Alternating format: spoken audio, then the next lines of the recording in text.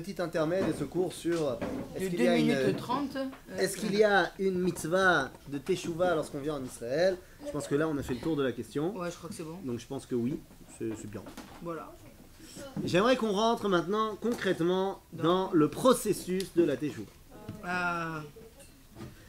Dans le processus de la Teshuvah, qu'est-ce qu'on fait quand on veut faire Teshuvah? Et là, il est temps de rentrer concrètement dans l'histoire. C'est pas seulement je prends un billet d'avion. Ok? Et le premier sujet qu'on va aborder, mesdames, c'est un sujet qui va vous toucher personnellement. Et je suis très sérieux dans ce qu'on va faire maintenant.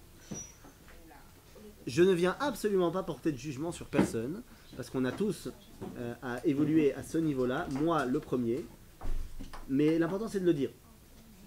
La première Teshuvah, le premier pas de la Teshuvah, tel qu'il est énoncé dans le livre du Rav Kook, Orot HaTeshuvah, le Rav Kook nous dit que la première chose, Azov, commence pas à chercher Israël, pas Israël, c'est pas la question. Toi, dans ta recherche du divin, ne commence pas à te la jouer, je suis un mec super spirituel, je vais en Inde, au Thaïlande, en Tibet, faire des trucs de malade. Non. D'abord et avant tout, il y a un processus de Teshuvah qui est avant tous les autres. Le Rav Kook appelle ça Atshuvah Agufanit. La Teshuvah corporelle. Alors, de quoi je parle? Lorsque... Vous n'avez pas grandi aux États-Unis, vous n'avez pas été dans le New York des années 90, dans le shtetl là-bas, un gros shtetl quand même. Non. Non, personne ne maîtrise ce monde-là. Je suis né en 90 ans. Et voilà. Ben moi j'ai été un petit peu là-bas et j'ai vécu un petit peu là-bas. Et là-bas, il y avait évidemment le gros truc, c'était de jouer avec les cartes de super-héros. Ouais. Seulement, on n'avait pas des cartes de super-héros, ça c'était que à la maison. Mais à l'école, on avait les cartes de super-rabbi. Ok? Sympathique ça. Cartes de super-rabbi, en d'autres termes, des vieux avec des grosses lunettes et qui n'ont pas un aspect extraordinairement attirant. C'est-à-dire, c'était ah t'as le rabbi de Manchinov, ah, vas-y échange, vas-y s'il te plaît. Ah, moi j'ai en double le ouais. rabbi de... Ah ouais, attention, hein, très très haut niveau. C'était Pokémon. C'était Pokémon, ouais. Ils n'avaient pas des pouvoirs, mais c'était les meilleurs. Hein. C'était qui la meilleure carte? Alors justement, ça dépendait de celui que t'as pas. Et la plus longue barbe, bien sûr. Et il n'y avait pas, alors très intéressant, il n'y avait pas ni Gandalf ni Dumbledore, je comprenais pas. Ils étaient pas là. Enfin bon, quoi qu'il en soit, c'était ça le jeu, c'est ça le trip. Il y avait également un livre qui s'appelait Super Mitzvah. Voilà. Alors assez génial, ouais ou pas? Ou pas, ouais, parce que la vraie question qui se pose, c'est lorsque tu regardes un religieux, pas aujourd'hui, pas depuis que tu es en Israël et que tu commences à un petit peu évoluer, mais lorsqu'on était à l'époque, lorsqu'on était en Chutz La'aretz et qu'on voulait dépeindre un religieux, si je te demandais de me faire un croquis de celui qui représente la Torah, tu me le dessines comment? Un rabbin, d'accord, mais comment? Ça c'est un titre. Ça c'est une barbe, une péote, kippa, une barbe blanche, un chapeau, des rides, quelqu'un qui a une apparence comme ça apaisante, pas un mec qui va te frapper toutes les 5 minutes. D'accord? Un sage, un vieux sage, Hamoud. C'est ça? Alors Shnia.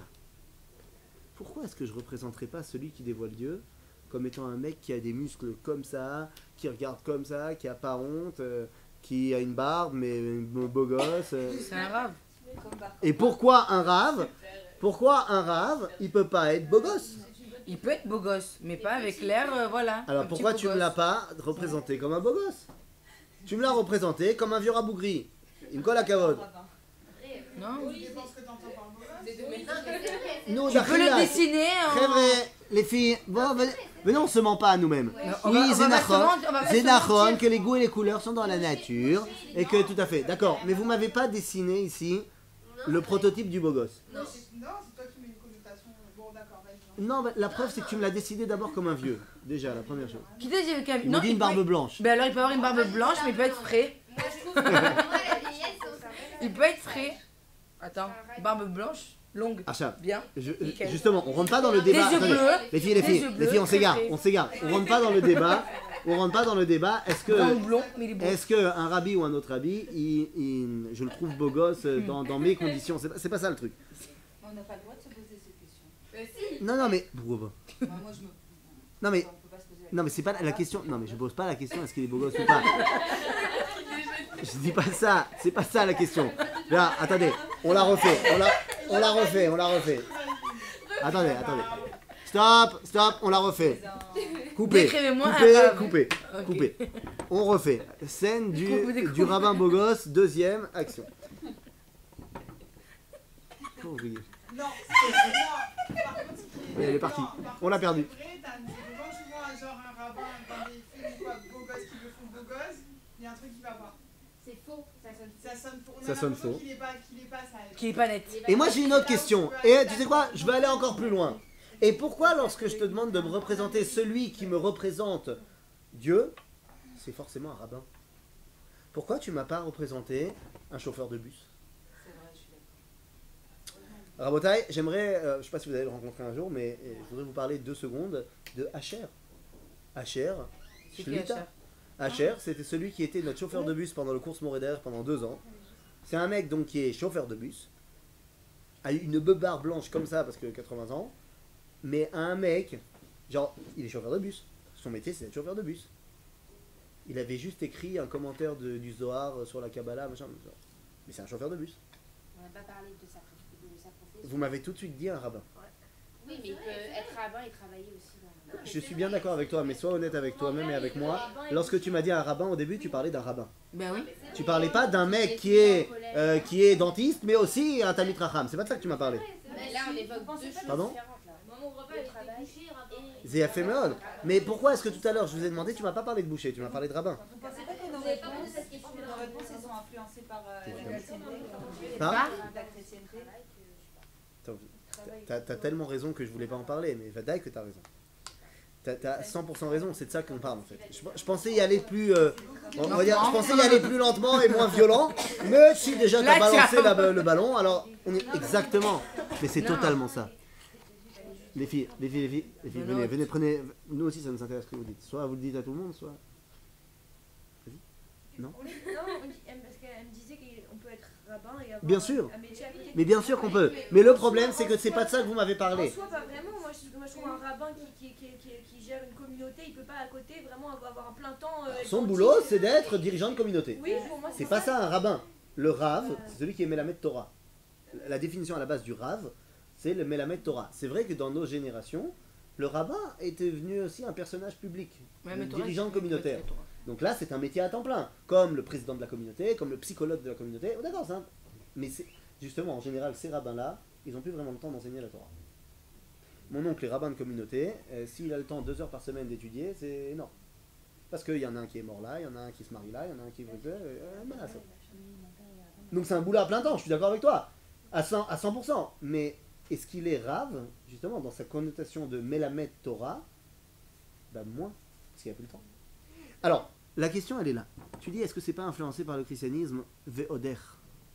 C'est-à-dire que le christianisme, je me rappelle, a fait la séparation entre l'Église et l'État. En d'autres termes, Jésus, il a dit au rabbanim, il faut rendre à Dieu ce qui appartient à Dieu et rendre à César ce qui appartient à César. En d'autres termes, le monde spirituel, c'est pour Dieu et le monde matériel, c'est pour César. Donc, à partir de là, est née la théologie chrétienne qui vient te dire que tout ce qui n'est pas spirituel, c'est profane. Et le saint, c'est uniquement le spirituel. Le judaïsme n'est pas du tout d'accord avec ça. Nous ne pensons absolument pas que ce qui est spirituel, c'est saint, et que ce qui est matériel, c'est profane. Absolument pas. Pour la simple raison que les mots de spirituel et matériel ne sont pas utilisés dans le lexicon juif. Nous, on parle de kodesh vechol, c'est-à-dire de sainteté et de chol. Je ne sais pas encore ce que c'est chol, on va voir dans 2 secondes. La kedusha, elle peut se trouver aussi bien dans le matériel que dans le spirituel. De la même façon, le chol peut se trouver aussi bien dans le matériel que dans le spirituel. Je donne un exemple. Je suis un professeur de mathématiques. Je travaille dans le spirituel. Les maths, c'est spirituel. Est-ce que c'est chol ou est-ce que c'est kodesh? Ça dépend de ce que j'en fais. Je peux enseigner les maths de manière chol. Je peux enseigner les maths de manière à dévoiler de Dieu par l'intermédiaire de Pi et par l'intermédiaire de comme des trucs, et je suis les frères Bogdanov. Ok? J'enseigne la Torah. Je fais des études sur le Talmud. Ça peut être chol, ça peut être Kodesh. Je peux être en train d'enseigner la Gemara dans une yeshiva, c'est Kodesh. Je peux être en train de faire un doctorat en études talmudiques à Bar Ilan, et c'est Chol la Mehadrin. C'est-à-dire que la notion de Chol et de Kodesh peut aller tant sur le spirituel que sur le matériel. Je suis en train maintenant de faire à manger. C'est Chol. Mais si c'est pour Shabbat, c'est Kodesh. Mais si c'est pour Shabbat, c'est Kodesh. Il a fait mode. Bien fait, tu as raison. Donc ça veut dire quoi? Ça veut dire que les notions de Kodesh et Chol ne sont pas du tout ce qu'elles semblent être. Par exemple, ça veut dire quoi? Chol, c'est pas du tout profane. Chol, ça vient du mot lachoul. Lachoul, c'est un verbe qui veut dire résider. Le Chol, c'est là où le Kodesh réside. Ok? Donc ça veut dire que c'est ça qui nous permet de dévoiler le Kodesh. Donc on a besoin autant de l'un que de l'autre. Et je répète ce que j'ai dit déjà hier, que Dieu n'est pas un rabbin. Dieu, c'est le maître du monde. Donc l'intéresse également les trucs de rabbin, la cache-route et tout ça, mais l'intéresse aussi les trucs pas de rabbin. Parce que c'est lui qui a créé le monde entier, oui. C'est une différence entre les mots Chul et Kadosh et Gashmiut et Ruchaniut. Les mots Gashmiut et Ruchaniut, c'est la parfaite traduction de matériel et spirituel. Ce qui n'a rien à voir avec Chol et Kodesh, comme on vient d'expliquer. Non, mais donc c'est. Comment est-ce qu'on utilise? Il peut y avoir du Kodesh dans du Gashmi et il peut y avoir du Chol dans du Gashmi. Et il peut y avoir du Kodesh dans du Ruchani et du Chol dans du Ruchani. D'accord? Notre rôle est de savoir dévoiler à Kadosh Baruch Hu partout. Et donc, lorsque tu prends les héros de ce livre, eh bien ils ressemblent à tout, sauf à des rabbins. Comme vous me l'avez représenté. J'aimerais bien voir quelqu'un qui me représente David Ameller avec un Streimel. J'aimerais bien le voir contre Goliath en version Streimel. Je pas entendu. Alors qu'est-ce que t'as dit? Redis-nous. Non, j'ai dit Moshe, il était quand même beau gosse. Hein. Il a fait Moshe, t'as vu le film? Mais Moshe, il était pas avec la barbe et tout. Hein. Moshe, il était Sinon, pas avec on le la voyait barbe, comme ça, il était ouais. beau gosse. Il était d'ailleurs certainement très très fort. Bah, je t'ai dit. Ah, excuse-moi, j'ai pas entendu. Bar Korba, Excuse-moi, ah, Non, mais Il s'est excusé devant tout le monde. Bar Korba. C'est-à-dire que lorsque vous... Mais Bar Korba, attends, parce qu'on est... C'est plus dans le Tanakh. D'abord, je parle du Tanakh. Quand tu parles du Tanakh, comment on se représente les gens? Prenons Avraham Avinu. Comment on se représente Avraham Avinu? Si je vous demandais maintenant de fermer les yeux et de me représenter Avraham Avinu, vous me diriez quoi? Ouais, c'est vrai que. Ça dépend à quel âge. Je lui laisse une barbe. Azov, je te demande pas à quel âge. Je te dis ferme les yeux, fais-moi un portrait d'Avraham. Un grand musclé. En général, parce que là on vient de parler pendant 10 minutes, mais de manière générale, sachez que je fais ce targuil-là. À chaque fois que j'ai un groupe qui va commencer à visiter Ir David, je leur demande, voilà, je prends une personne au hasard, en général celle sur qui j'ai envie de m'acharner pendant le voyage. Je la prends au hasard et je lui dis, voilà, maintenant tu as dans les mains la photo d'Avraham Avinu, décris-nous. Et de manière générale, c'est une année de Yoma. En général, j'obtiens une description qui est plus ou moins fidèle à un Père Noël avec une kippa. Ouais, c'est ça. Mamache, hein. Ouais, on l'a fait, je crois. un grand qui a abusé sur le couscous avec une grande barbe, Hamoud, comme ça. En En général, général, on a eu l'habitude de voir ça dans les tu les laisses parler 2 minutes, il a un grand habit rouge et blanc, il n'y a pas de problème. Non, c'est vrai. Aval, ça n'a rien à voir avec le Abraham qu'on rencontre ici. Comment on rencontre Abraham ici? Non, moi je le vois maigre. Bah, ici, on le voit pas maigre, on le voit Rambo. Ah, il est- Ici, on parle d'Abraham en étant celui qui fait la première guerre mondiale, qui va éclater les 4 rois babyloniens avec seulement un commando d'élite. Il les éclate un par un. C'est un guerrier. Comment tu représentes un guerrier? Ben pas comme un Père Noël. Oui, mais il a quand même, on va dire. Exactement, exactement, Lui, quand même. exactement, Donc, il peut être. exactement. il peut être- C'est-à-dire que il a Hachem avec lui. Et oh surprise, il n'est pas représenté comme un vieux rabougri qui a des grosses lunettes double focale et qui ne sait pas bouger un petit peu parce que Malassot, il y a le tchoulent. Quand tu prends David face à Goliath, tu le vois pas comme un Bachour Yeshiva qui a des trucs. Non. Quand tu prends Gidon, non. Quand tu prends tous les Melachim, c'est pas ça. Tu prends Moshe. C'est pas un vieux rabougri. Moshe, c'est quelqu'un qui, dans ses fers de Bamidbar, va faire la guerre contre Og Melech Habashan. Et il a 120 ans. Bon, je sais pas ce que ça veut dire à 120 ans faire la guerre. Mais en tout cas, il fait la guerre. Et il va le tuer. Shmuel Hanavi, le prophète, que dans les films on se représente comme un vieux. Ouais, ben Shmuel, c'est quand même quelqu'un qui, lorsqu'il rentre et qui voit que Shaoul, il n'a pas tué Agag, il n'y a pas de problème, il sort son épée et il décapite notre ami Agag. C'est-à-dire que non seulement il avait une épée avec lui, mais en plus il était suffisamment baraque pour la prendre. Et décapiter un homme. Décapiter un homme, c'est très dur. Pardon? T'as jamais essayé? Bah, ça a l'air, mais la colonne vertébrale fait que ça rend la chose très difficile. Moi non plus, j'ai jamais essayé, mais c'est ce qui paraît. Ça a l'air, à Deraba, David, il n'a pas réussi tout seul à décapiter Goliath. Donc, tu me diras, il avait une grosse nuque. Quoi qu'il en soit, ça veut dire quoi? Ça veut dire qu'effectivement, comme on a grandi chez les chrétiens, 2000 ans, bah chez les chrétiens, il y a une séparation claire. L'homme d'église, c'est quelqu'un où on fait pour lui. Il n'est absolument pas officiellement dans les besoins de ce monde-ci. Le fait qu'après il soit corrompu et qu'il demande de l'argent de tout le monde et qu'il vit... bon, ça c'est un autre problème. Mais l'homme d'église, c'est pas l'homme du monde. Tout va bien. Qu'est-ce qui se passe? Et effectivement, le fait d'avoir vécu chez eux, eh bien, ça nous a influencé au niveau culturel, qu'on le veuille ou pas. Mais je vais te dire, c'est pas seulement un problème de christianisme, c'est aussi une réalité. Pourquoi? Je m'explique. Lorsque tu es en exil, un juif, c'est un rabbin. Oui, parce qu'on l'a peu. Non, je m'explique encore plus. Lorsque tu es en exil, un juif, ça ne peut être qu'un rabbin ou les gens qui tournent autour du rabbin. Citez-moi, entre les années, allez, 200, vous l'avez déjà fait ça, non? Et 1800, un juif qui n'était pas rabbin et qui a réussi à traverser l'histoire. On a déjà fait, non? Vous m'avez dit, on n'en a pas. À la limite Spinoza, mais sauf que Spinoza, il était rabbin avant d'être excommunié. C'est-à-dire que pendant l'exil, tu es obligé d'être rabbin. C'est-à-dire d'être religieux. De pratiquer autour du rabbin. Pourquoi? Parce que sinon tu t'assimiles. J'ai rabbin égale religieux? Chaque religieux c'est un rabbin? Non, j'ai dit, tu es obligé d'être soit le rabbin, soit celui qui tourne autour du rabbin. C'est-à-dire donc un religieux. Tu es obligé de faire ce que... Ah, sinon tu sors du peuple juif. Et donc pendant l'exil, eh ben, tous les juifs ont été assimilés aux rabbins. Et les juifs qui n'étaient pas des rabbins, c'était mamash de Yotzei Minaklal. C'était des énergumènes, des gens pas normaux. Mais sauf que ça, c'est une conception extrêmement réductrice du dévoilement divin. Comment est-ce possible que la transmission du dévoilement passe par quelqu'un qui, quand tu le vois marcher, tu as envie de lui donner une canne? Comment ça se fait que la transmission de la parole de Dieu ne peut pas se passer par un mec que tu as envie de le suivre parce que, ah, bien, ça c'est bien. Bah, parce que c'est comme ça, c'est un caractère de leader.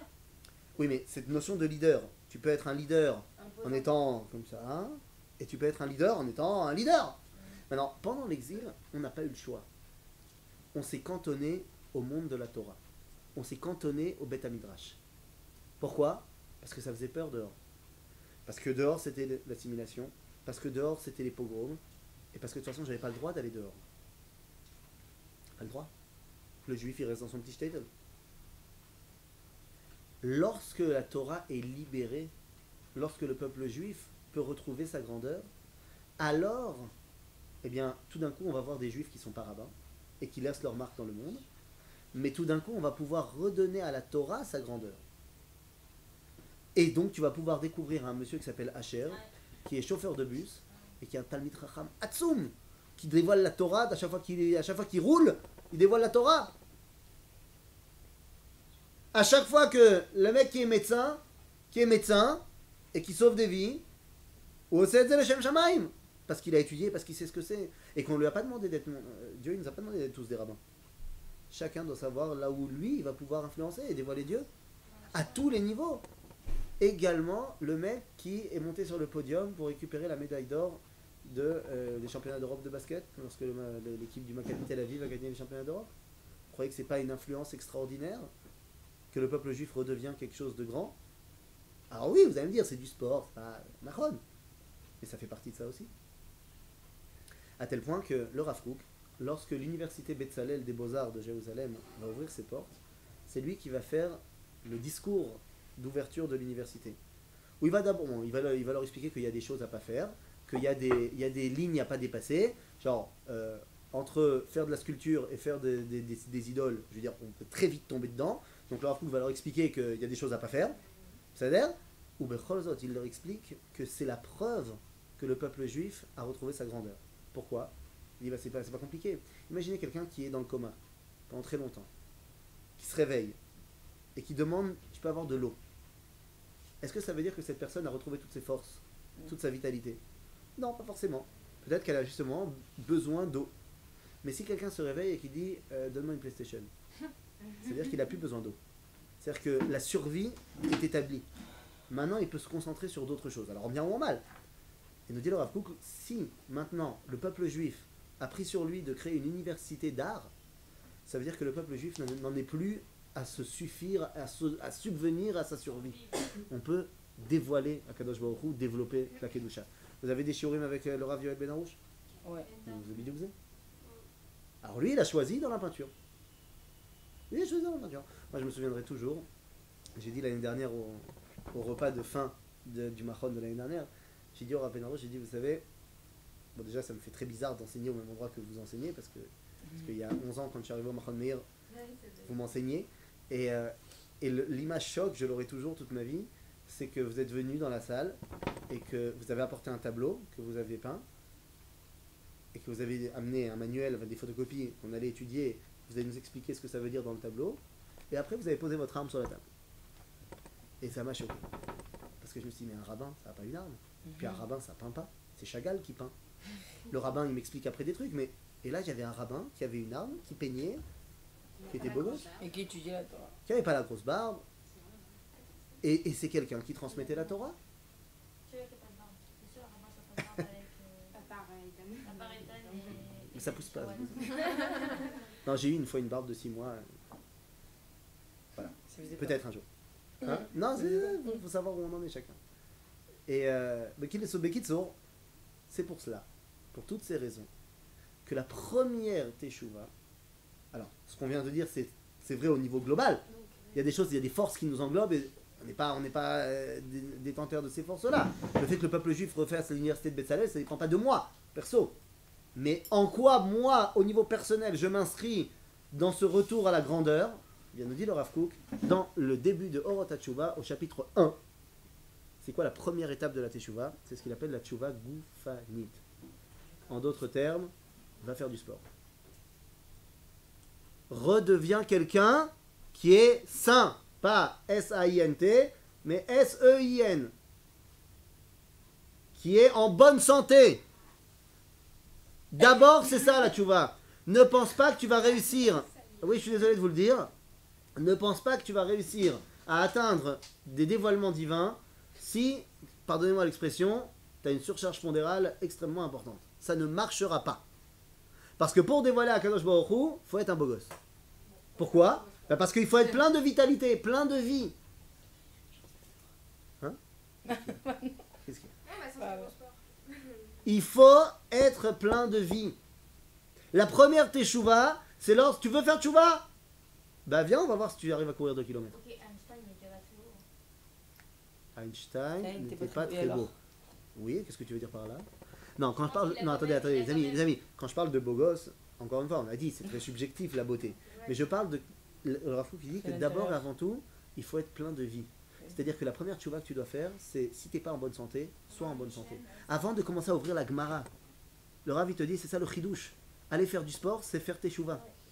Parce que tu ne peux pas approfondir dans ton étude de la Gemara si tu te sens pas bien. Si tu es quelqu'un qui est faible, si tu es quelqu'un qui est fatigué tout le temps, tu ne peux pas dévoiler à Kadosh Baruch Hu si tu es un vieux rabougri comme ça. C'est pas possible. Il y a des gens qui ont réussi, ne me donne pas d'exemple. Il y a des gens. Mais de manière générale, il faut être en bonne santé. C'est une mitzvah.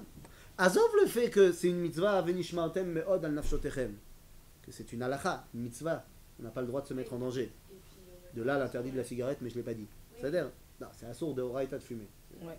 C'est beaucoup moins grave d'allumer la lumière Shabbat que de fumer. Mais maintenant que j'ai dit ça, je ne veux pas en rajouter parce que moi aussi j'ai fumé un jour et je sais que c'est pas. Quoi, pendant Shabbat? Non, fumer Tout court. pas pendant Shabbat.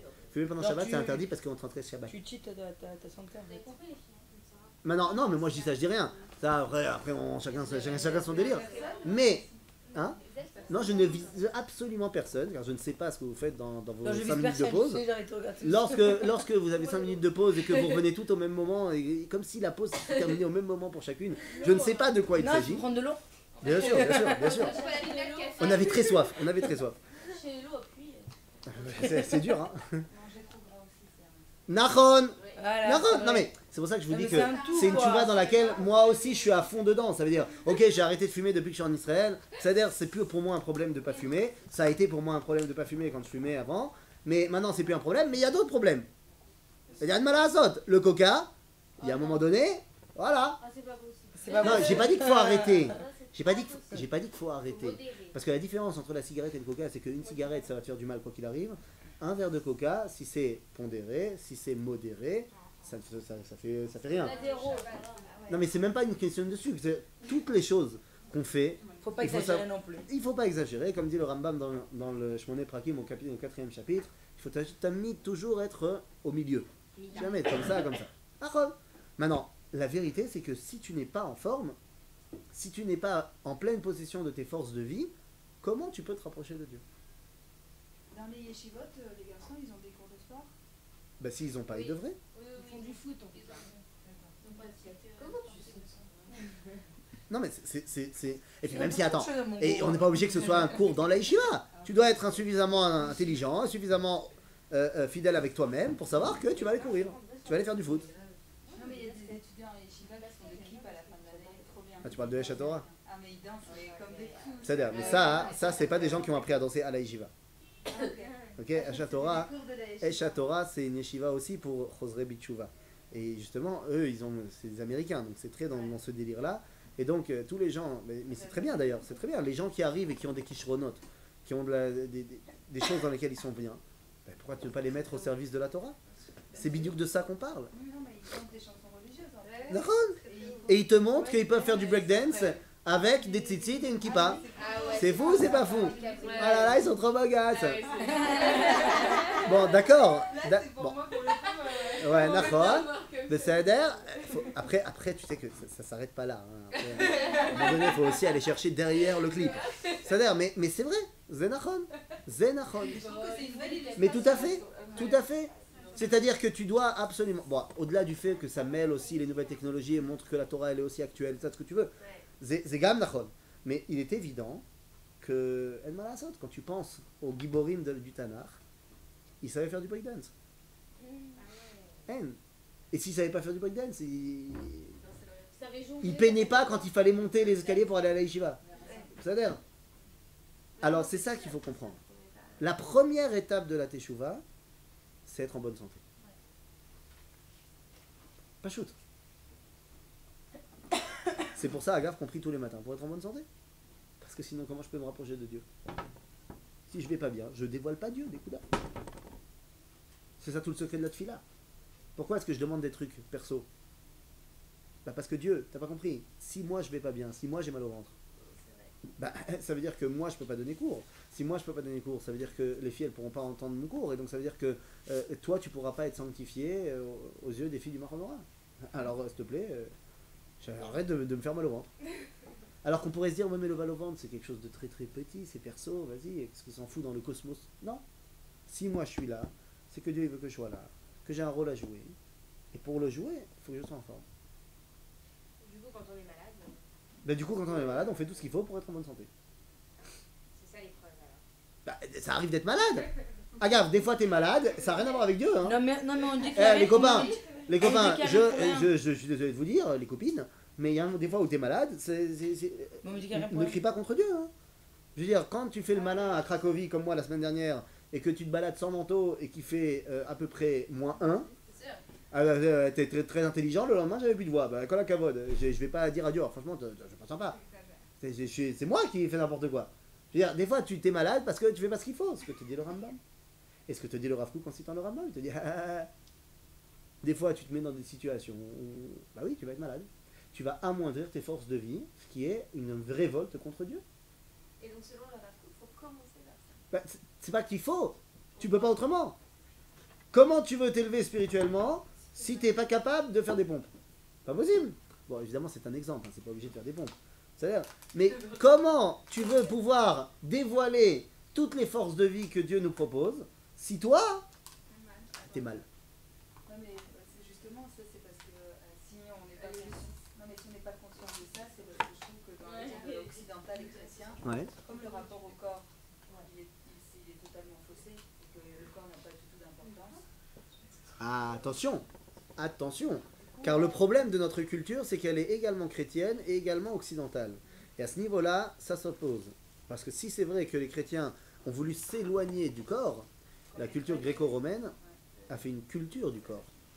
Pas les philosophes. C'est aussi les philosophes. C'est-à-dire que les philosophes n'étaient peut-être pas eux-mêmes comme ça, mais ils bénissaient tout ce que tu veux de la posture grecque, du soldat grec à poil, ça c'était la grandeur. C'est-à-dire que même chez Aristote, qui lui n'était pas connu pour ses prouesses athlétiques, il n'empêche que lorsque tu lis ce qu'il écrit sur les soldats d'Alexandre,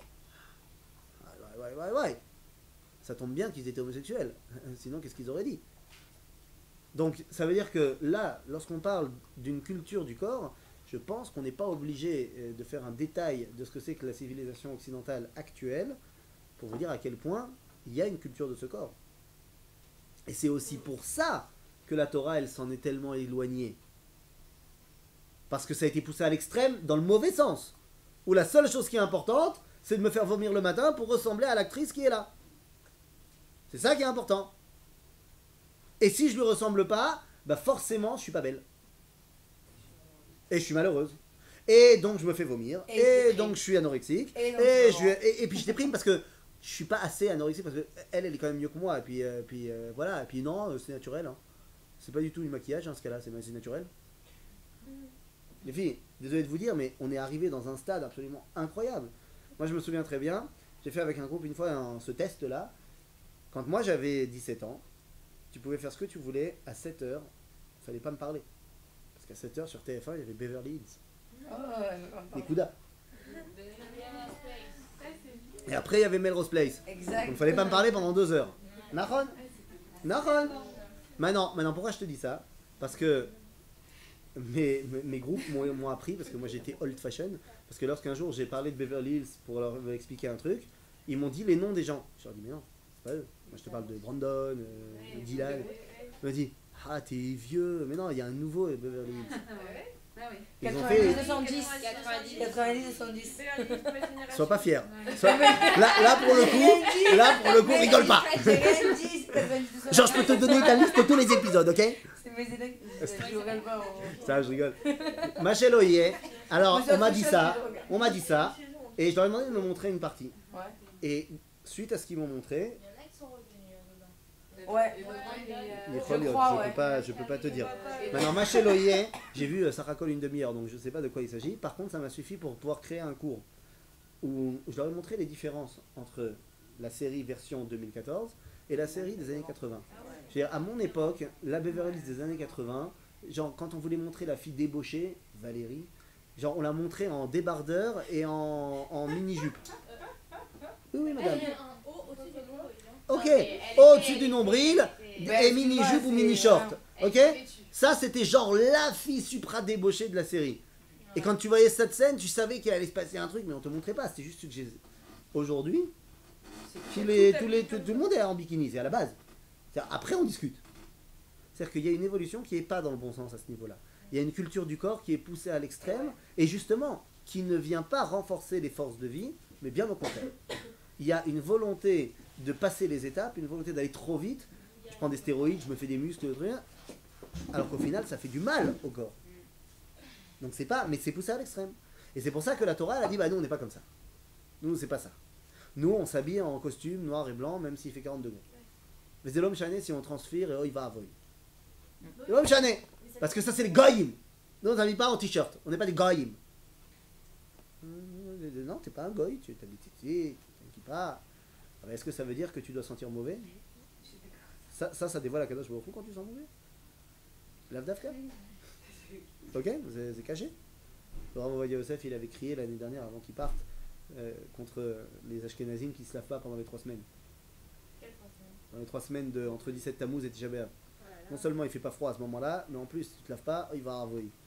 Elle dit quoi? Ça c'est des Bnei Torah, ça veut promulguer la Torah. Il y a des halachot, mais il faut pas être fou. Donc ça veut dire qu'il faut absolument retrouver notre vitalité.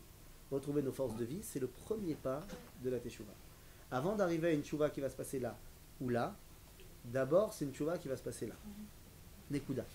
Maintenant, après, chacun d'entre nous doit savoir quelles sont les choses sur lesquelles je dois évoluer à ce niveau-là, quelles sont les choses que je fais plus ou moins bien, que je dois renforcer. C'est pas à moi de vous faire maintenant une liste. C'est certainement pas moi qui vais vous dire d'arrêter de fumer. Non. Mais chacun va savoir, est-ce que c'est quelque chose qui m'aide à aller dans le bon sens, à retrouver mes forces de vie, ou est-ce que c'est quelque chose qui ne m'aide pas à retrouver mes forces de vie? C'est là toute la question. C'est-à-dire? C'est clair à ce niveau-là? Oui, mais la cigarette, c'est pas bon pour le corps, mais. C'est pas bon pour l'esprit non plus, hein, ne t'en fais pas. C'est bon pour le transit. C'est bon pour le transit. Allez faire une balade aussi. Non, mais c'est moi qui le dis. Non, mais c'est très vrai. Mais non, on fait pas ici une apologie ou la cigarette. pour ou contre la cigarette.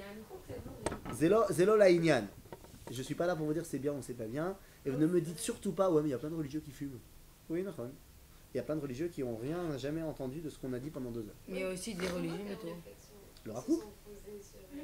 Le Rav Kook il est arrivé parce que Dieu il a compris que il fallait le Rav Kook, parce que sinon c'est pas possible. Il a dit il faut qu'il y ait quelqu'un qui explique comment on redevient grand. Il y a plein de gens qui savent comment on met les tulines, mais comment on redevient grand, il faut quelqu'un. Nikuda. Oui, c'est clair à ce niveau-là? Yofi. Une fois qu'on a terminé cette première partie et qu'on est redevenu en forme, alors on peut commencer à passer aux étapes supérieures, aux étapes suivantes. La première étape suivante, ça va être la teshuva que le Rav appelle la teshuva. Vous savez comment? Alors pas nishmatit encore, ruchanit. Ruchanit moussarit. Spirituel et moral. C'est-à-dire qu'à ce moment-là, l'homme se rend compte que ses fautes. La première tchouva, c'est lorsque l'homme se rend compte que lorsqu'il mange hamburger sur hamburger, c'est pas bon. C'est pas bon pour lui et donc il arrête de bouffer des burgers toute la journée. La deuxième tchouva, c'est lorsqu'il comprend qu'il y a plein de notions qu'il a intégrées qui n'aident pas à se rapprocher d'Akadosh Baruch Hu. Que passer 3h30 par jour devant la télé, c'est pas quelque chose qui va m'aider à dévoiler Akadosh Baruch Hu. Que être dans un monde où la seule chose qui m'intéresse c'est de parler du Lashon Hara sur mes copains, c'est pas quelque chose qui est moral et qui va me faire avancer. C'est-à-dire que c'est une teshuva qui n'est pas basée sur les mitzvot, mais qui est basée sur, à un moment donné, la prise de conscience qu'il y a certaines choses que je fais qui sont pas bien pour ma relation avec Dieu, avec les hommes. C'est pas que ça me détruit au niveau corporel, mais c'est pas beau. Bien. C'est pas beau. J'ai menti. C'est pas beau. C'est pas parce qu'il y a marqué dans la Torah Midvar Sheker Techak, mais c'est parce que c'est moche. C'est moche. C'est pas assez. C'est pas assez quoi? Est-ce qu'on peut aussi ressentir ça? Par exemple, on commence à faire Shabbat et on se sent pas encore assez. On dit que ça suffit pas. Voilà. On fait Shabbat mais on se sent pas encore assez proche d'Hachem. C'est personnel ça après. Ah, Dans ta recherche personnelle, tu peux te dire ce que tu veux. Mais à un moment donné, je te parle pas encore de faire Shabbat. non, Je te c'est un parle. exemple, Je me dis, regarde, je passe toute la journée à parler du mal sur mes copains. Et je te parle pas maintenant. Ouh, de parler sur mes copains. Je te parle pas maintenant de Ilchot Lashon Hara Shmirat Lashon. C'est pas de ça que je te parle. Je te dis, à un moment donné, tu te dis, franchement, c'est pas beau. Ah, c'est pas beau. Ah, donc tu culpabilises. Tu culpabilises. Pas parce que tu te rends compte que tu grossis, mais tu culpabilises parce que tu te rends compte que c'est pas moral. C'est pas bien ce que tu fais. Et ça, c'est la deuxième partie de la Teshuvah. C'est quelque chose qui n'a pour l'instant encore rien à voir avec la Torah, mais qui a à voir avec le simple fait que tu es un Ben Adam. En gros, il faut savoir être un mensch, comme on dit en arabe. C'est-à-dire, il faut savoir être un mec bien. Comme on dit, derech eretz kadma la Torah. Les lois de savoir se conduire, ça passe avant la Torah. Imagine quel shiur de Torah ça fait si quelqu'un il enseigne et qu'en plein milieu du shiur il... Oui, donc il y a marqué dans la Gemara, c'est quelque part problématique. Il y a un moment donné, non, on se comporte pas comme ça. Quelqu'un qui t'enseigne un shiur et qui te dit que Abraham Avinu c'était midat chesed et machin, et juste après t'as un mec qui rentre et qui demande la tzedaka et dit mais dégage, tu m'empêches de travailler. T'es sûr que tu parles la même chose? Zélo bidou. Exact. Eh oui, nous ne sommes pas des philosophes. Il y a la phrase fameuse qu'avait dit Aristote lorsqu'il était en train de manger et que ça dégoulinait de partout dans sa barbe. Et que ses élèves lui ont dit ça c'est Aristote. Il a dit quand Aristote mange, c'est pas Aristote. Il ne faut pas être un triangle pour enseigner la géométrie. C'est vrai chez les philosophes, c'est pas vrai chez les Chachamim. Pourquoi? Hein? Tu viens? Non, non. J'ai fait une vanne. Bah vas-y, fais-la nous. Voilà. Faut pas être un triangle pour enseigner la géométrie, non. Faut être un rectangle. D'accord. Eh bien, on te remercie pour cet calembour. C'était très intéressant. Non, tu peux rester. Aval, c'est ça. Cette osmose qu'il y a entre fais ce que je dis, ne fais pas ce que je fais, eh bien, c'est quelque chose qui est vrai peut-être chez les philosophes, mais pas chez les chachamim. Pourquoi? Eh bien, c'est quoi un philosophe? Ça veut dire quoi, philosophe? L'amour de la sagesse. D'accord. Il aime la sagesse. C'est-à-dire qu'il n'est pas lui-même sage. C'est-à-dire que lui, il aime la sagesse. C'est quelque chose qui lui fait du bien. Mais est-ce qu'il est en osmose avec cette sagesse ou est-ce qu'il a besoin d'être en adéquation avec cette sagesse? C'est ça, peut-être qu'il aime parce que justement il ne veut pas. Il peut être, mais c'est pas un tenant. Alors que Israël, C'est pas inné en fait. c'est pas forcément inné. Je peux être un très grand philosophe et me comporter comme un idiot. Parce que ce que j'enseigne, c'est intellectuel. Ce que je fais après, c'est autre chose. On va pas maintenant passer en revue les déviances sexuelles de nos amis de Athènes. C'est-à-dire? Je pense que j'ai pas besoin de m'étendre sur la question. Ouais, ou de Spinoza. Ou de Spinoza, non, bien sûr, rien à faire. Bien sexuel. Badaï. C'est-à-dire que quand on te dit non, mais faut pas regarder ce que font. Je suis désolé, un rabbin qui tromperait sa femme, qui battrait sa femme, bah, j'ai un problème sur le shiur de Torah qu'il va faire sur la paracha de la semaine. Ça me pose un problème. Est-ce qu'on a le droit de dire? Chose qui n'est pas le cas pour le prof de maths. Mais on a Le droit prof de maths, il a le droit de faire un cours de mathématiques alors qu'il vient de tromper sa femme la veille. Parce qu'a priori, bah, c'est deux choses complètement différentes. Mais pour un rab, on a le droit de dire ou pas? Pour Pour un rab, on a le droit de dire ou pas? C'est quoi on va dire? Ça veut dire de ne pas écouter son cours. De dire aux autres parce qu'il a eu ça et ça, de pas écouter son cours.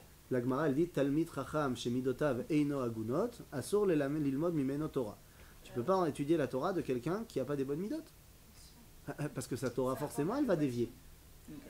Parce qu'il y a une malasot. Maintenant, à qui on est nous pour juger si quelqu'un a des midot qui ont défié? Et ça, c'est une autre chose. Est-ce qu'il y a des preuves? Est-ce qu'il n'y a pas de preuves? Est-ce que c'est pas stam parce qu'il y a des gens qui ont voulu le faire tomber? Est-ce que c'est un autre délire? Ça, c'était pour ça. Hein, on n'en est pas en train d'accuser qui que ce soit. Mais quelqu'un qui serait un voleur, bah, il va pas m'enseigner les lois sur ne pas voler. Ça me paraît évident. C'est contradictoire. Ok? Et donc c'est ça la grande différence. Oui. Et un politicien israélien par exemple, sur la terre d'Israël, Ouais. est-ce qu'on doit être aussi indulgent? Non, on ne doit pas être Pas du indulgent. tout. Quelqu'un qui est quelqu'un de pas bien, je vois pas pourquoi je lui donnerais ma voix. Non, mais est-ce que justement c'est comme le mathématique, comme le prof de maths? Non, mais je pense que même chez nous, le prof de maths, il doit être quelqu'un de bien. Oui, bien sûr. Mais C'est-à-dire, pas comme, Je pense que, quoi qu'il arrive, est-ce que disons que le mathématicien, à part m'enseigner les théorèmes de mathématiques, il va pas avoir une Ouais. grosse influence dans ma vie, sauf si ça devient mon mentor personnel. Mais le politicien, c'est mon représentant. C'est quand même une influence qui est différente dans ma vie. Donc est-ce que j'ai envie que mon représentant soit quelqu'un qui est pourri de l'intérieur ou pas? Bah non, j'ai pas envie. c'est le truc de chacun après, c'est le problème de chacun. On est bien d'accord, mais il me représente ce personnage. Quelqu'un qui a été un voleur pendant toute sa vie, qui a volé dans la caisse, qui a fait des combines de malades, est-ce que j'ai envie que ça devienne le ministre de l'économie? Non, Je sais pas, je suis pas sûr. pas pour Je l'État. crois pas. Ok? Tu vois? Donc c'est ça. Tout le monde peut faire teshuva. On parle pas de ça, bien sûr. Quelqu'un fait teshuva, donc ça veut dire que c'est pas un voleur, c'est un tzaddik. Et donc c'est pour ça que chez nous, les rabbanim s'appellent Talmidei Chachamim. C'est-à-dire qu'ils ne sont pas appelés Chachamim. Ils sont tous des Talmidei Chachamim. Ils ne font que recevoir. Et donc ça veut dire qu'ils se remplissent de l'intérieur. Ok? Et c'est pour ça que oui, ce qu'ils enseignent doit émaner d'eux. Sinon ça marche pas. Yayen, Facebook. Imagine quelqu'un qui fait des cours de malade, et après sur Facebook, tu vas voir ses photos, et bah oui. Moi ça m'est arrivé. Ça m'est arrivé. Alors j'avais un compte Facebook, mon rapport avec la technologie est très archaïque, mais j'avais un compte Facebook, et un jour je suis allé à la maison, machin, et il y a un mec de France qui m'appelle, Raphaël Gottferstein m'appelle, en me disant, il y a quelqu'un qui est en train de pirater ton compte. Je fais comment? Bah je parle avec toi sur Facebook. Je fais ah bon? Mais non, non. Il fait bah oui, je sais que c'est pas toi, mais il a marqué des trucs, oui, genre, il avait marqué, oui, j'ai fait des photos de nu, je suis très content, machin, c'est très sympathique. Donc, imagine-toi, c'est vrai. Le mec, il est là, il prêche, machin, et après... Bah non. Non. Mais Israël, c'est l'okar. Parce que tu dois avoir une osmose entre l'intérieur et l'extérieur. Et ça commence par cette deuxième partie de la teshuva. Une fois que tu es en forme, eh bien, tu te dois d'être quelqu'un qui ne va pas aller à l'encontre de ce que tu ressens comme étant moche, mauvais. Or, la science du bien et du mal, savoir faire la différence entre le bien et le mal, c'est pas quelque chose qu'on apprend dans la Torah. Et je terminerai par ça, en vous disant que comment on sait si un acte est moral ou pas? Comment on sait si un acte est moral ou pas? S'il porte atteinte ou pas, à soi, aux autres. Je sais pas. Si on sent que de toute façon, Ça ça rentre pas dans les normes. Si c'est Non, pas- il y a des choses qui sont punies par la loi, mais qui peuvent être morales. Si on a honte. Je donne un exemple. Mon fils. J'ai été chercher aux Gagnères, et quand je suis arrivé, il était par terre, il y a 2 enfants qui lui mettaient des coups de pied. Alors j'ai dit à la ganénette qui n'était pas là, je lui ai dit que les choses soient bien claires. Déjà, vous allez ce soir appeler les parents de ces 2 gosses. Et la deuxième chose, que ce soit encore plus clair, que les choses soient claires chez vous, je préfère vous le dire, dès ce soir, je vais commencer à enseigner à mon fils que si on l'approche, il met des claques. Que s'il approche, je lui apprends à taper. Ah, c'est pas bien, mais non, mais vous savez, il faut leur apprendre. Non, non, je m'en fous. On le tape, il rend. On n'est pas chrétien. Donc là, quand je lui ai dit on n'est pas chrétien, elle a été calmée, elle avait peut-être aussi un peu peur de moi à ce moment-là. Donc elle m'a dit, bon, mais j'espère que ça n'arrivera plus. Ok. Mais je pense que c'est très moral. Quelqu'un qui te met une claque, c'est très moral de lui remettre un coup de boule. Il n'y a aucun problème à ça. Et je le dis face à la caméra. Pour se défendre. Bien sûr. J'ai pas dit que lui, j'ai pas dit que lui, il doit amorcer le coup de boule. J'ai dit, si on te met une claque, je suis désolé, la Torah, elle ne dit pas, tends l'autre joue. Non, la Torah, elle dit, tends l'autre poing. Ou comme dit les inconnus, tu tends l'autre joue, comme ça, elle regarde pas, et après, tu... Ok. Ça, c'est moral. Mais c'est puni par la loi. Donc ça veut dire que c'est pas parce que quelque chose est moral. Non, ça veut dire que c'est pas parce que c'est... Non, mais la loi, hein, elle est éditée par les hommes. C'est-à-dire que des fois, ils font des bonnes lois, des fois, ils font des mauvaises lois. C'est-à-dire que c'est pas parce que c'est la loi ou pas la loi que c'est moral ou pas. C'est 2 choses différentes. Ça veut pas dire qu'il faut pas respecter la Il va loi. voir la maîtresse d'abord, et Comment après c'est pas ça, il rentre. Ouais. Quel âge votre fils, pardon 3 ans. Ah non. Ah ouais, mais je peux t'assurer que quand tu le verras en train de se prendre des claques, t'auras... Non, bien sûr. Mais on sait très bien qu'il faut lui apprendre à dialoguer, à des trucs, machin. Mais à un moment donné, voilà. Bon, quoi qu'il en soit. Et comment on apprend Non, alors, non, qu'est-ce qu'ils disent dans tous les ganim? Ils disent, si on te tape, tu viens voir la Mora. Voilà, tu Viens vas voir voir la la morale, maîtresse. si la morale fait rien, tu frappes. Ça a l'air. Alors, Moi j'apprends comme ça mes En élèves. dehors de la classe, ça va pas sortir. Si bon, personne non, fait rien, tu non, frappes. Kitso, on est bien d'accord, je pense que là, ça l'a calmé pour 2 mois. Mais, Maché Loïe, Que de moi c'est tout. on verra plus tard. Mais ça ne me dit toujours pas qu'est-ce que c'est qu'un acte moral ou pas. Il y a une définition qui a été donnée par celui qui a toute sa vie étudié la morale. Ce monsieur s'appelle Emmanuel Kant. Lorsqu'il a écrit la critique de la raison pure et la critique de la raison pratique, il parle de qu'est-ce que c'est qu'un acte moral. Et bien il est dit que si un acte, tu veux savoir s'il est moral ou pas, eh bien il faut que tu prennes ton acte isolé et que tu le multiplies à l'infini. C'est-à-dire que tu le multiplies au niveau de toute la race humaine. Et à ce moment-là, tu regardes, s'il entraîne une conséquence positive, alors c'est que ton acte isolé était moral. S'il induit une conséquence négative, ça veut dire que ton acte, même isolé, n'est pas moral. Prenons un exemple simple. Désolé de balancer comme ça, mais c'est un fait. Vous savez que la Torah, pour parler d'actualité, la Torah, elle ne voit pas l'homosexualité d'un très bon œil. C'est pas très permis dans la Torah. Aujourd'hui, on est dans une démarche en France et même des fois en Israël, où on va vers la permission de cela. Or, on n'est pas là pour dire si c'est bien ou pas bien, si c'est inné ou pas inné. C'est pas du tout ça qui nous intéresse, parce que c'est pas une question philosophique. Ça, c'est une question à la limite médicale, et je suis pas médecin. Donc, de venir dire est-ce que l'homosexualité est innée ou pas innée, ça ne me regarde pas. Par contre, je dois savoir est-ce que la pratique de l'acte est quelque chose qui peut être considéré comme moral ou pas. Eh bien, je prends la maxime de Kant, je vois que si on était tous homosexuels sur Terre, bah, ça serait la fin de l'espèce humaine. Ah oui, parce qu'on va pas Voilà. Donc, ça veut dire que l'acte au niveau isolé n'est pas moral. C'est pour ça d'ailleurs que la Torah l'interdit. Maintenant, ce principe-là, tu peux le mettre en pratique pour tout. J'ai craché sur mon voisin. est-ce que c'est moral ou pas? Viens, on regarde. Si tout le monde se crache à la figure, qu'est-ce que ça va apporter? Je sais pas si ça va apporter du bien ou pas. Bah, tout le monde aura de la bouffe dessus. Ben on essaie, tu vois. Non, il y aurait pas de Non, limite, c'est ça, quoi. il y aura pas du tout. C'est-à-dire qu'on n'est pas obligé de toujours trouver des Bah, conséquences non, mais médicales. c'est de l'animal aussi. C'est-à-dire, mais il n'empêche que c'est pas bien, même au niveau médical. Mon fils, il était, il y a quelques semaines, il avait un. Genre, tu sais, à force de. C'était le début de l'hiver, à force de se faire. Ouais, les Hein, alors il avait tout, non pas que les lèvres, il avait plein d'une irritation complètement ici. Oh. Alors j'ai été chez le médecin, machin, et le médecin nous a dit il faut absolument l'empêcher de faire comme ça. Je dis mais quel est le problème? Ça va, c'est pas très grave. Il dit non, parce que il dit quand il se fait comme ça pour se nettoyer, c'est pas bien du tout. Parce que, alors m'explique-t-elle, le médecin, que dans la salive, il y a déjà des enzymes qui sont là pour la digestion. C'est-à-dire que l'objectif, quand tu mets l'aliment dans ta bouche, c'est qu'il soit déjà prédigéré, c'est un premier niveau, dans la salive. Or, la digestion a pour rôle de décomposer les cellules, de détruire les cellules. Donc, c'est-à-dire qu'elle me dit, quand il se fait ça tout le temps, et qu'il se laisse de la salive sur le visage, eh bien, ça détruit les cellules de la peau qui sont à ce niveau-là. C'est pour ça qu'il faut les empêcher de faire ça, il faut qu'ils soient secs au maximum. Donc, maintenant, reprenons notre idée, et imaginez que tout le monde se crache au visage toutes les 5 minutes.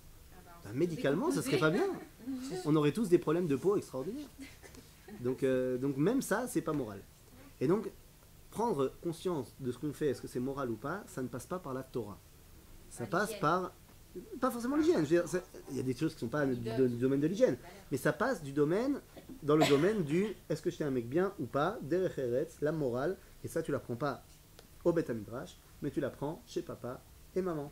C'est pour ça d'ailleurs que pendant 13 ans chez un garçon et 12 ans chez une fille, on n'a pas besoin d'apprendre à notre enfant, enfin c'est bien pour le chinour, mais l'enfant il n'est pas tenu de faire les mitzvot. Pourquoi? Parce qu'on a un autre boulot à faire, c'est de le rendre quelqu'un de bien. Ce qui est beaucoup plus difficile. Ok? Pour ce qui est de la tchouva de la Torah, on verra la semaine prochaine. D'accord. Ça, comment? Merci beaucoup.